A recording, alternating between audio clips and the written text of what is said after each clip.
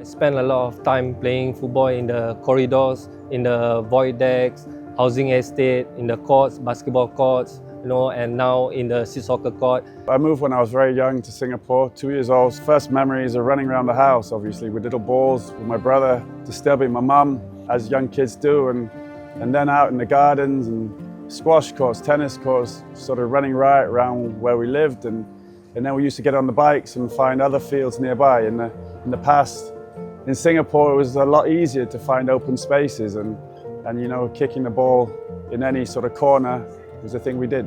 Every Singaporean back then in the 90s, right, when we grew up, whenever we see a street soccer court, that's where our stadium is. That's where whoever has the ball, that's the CEO, that's the chairman. We grew up in the streets. We love to play footballs with our friends, and when we have this kind of courts, right, it's really help us develop our football ability. I am Fajrul in the same primary school.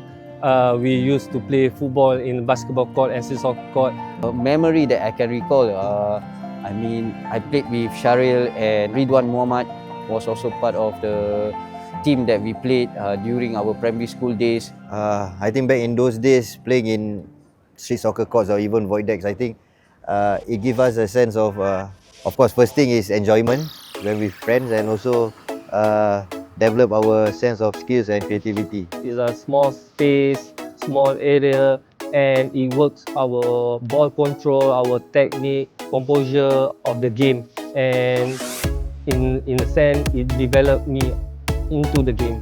I think it's just mostly that technique and ability to maneuver the ball in small spaces and situations with a lot of players, get out of trouble. I think that's the main thing, is the technical side, but also competitive. I mean, you have to deal with space, you have to deal with opponents in space, and it's mainly man-to-man, but in the end it is very intense, physical, and there is a lot of running. It's all about patience and about moments, because in this kind of tournaments, especially in the sevens, it's all about moments. In each second, you either win or you either lose. When we in the court, it's one thing, it's football, and we play with fun, we're passionate, and yeah, it's a wonderful atmosphere.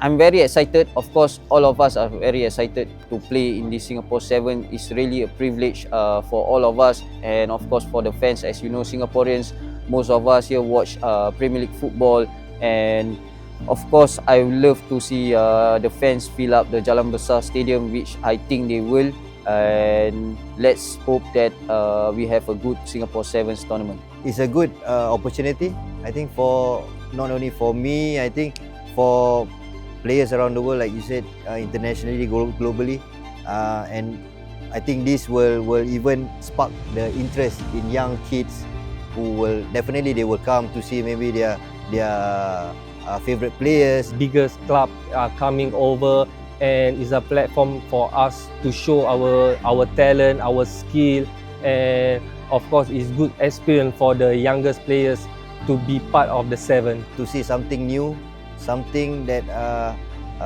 we can grow as community, because Singapore is a small community, and Singapore is a small country. It's not that you have to travel all the way to see or to view the matches.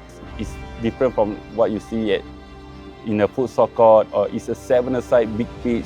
Good teams are coming in. It's a time for you to see how the pro players come here to play. Singapore fans should come over to watch the 7. I think it's going to be fun.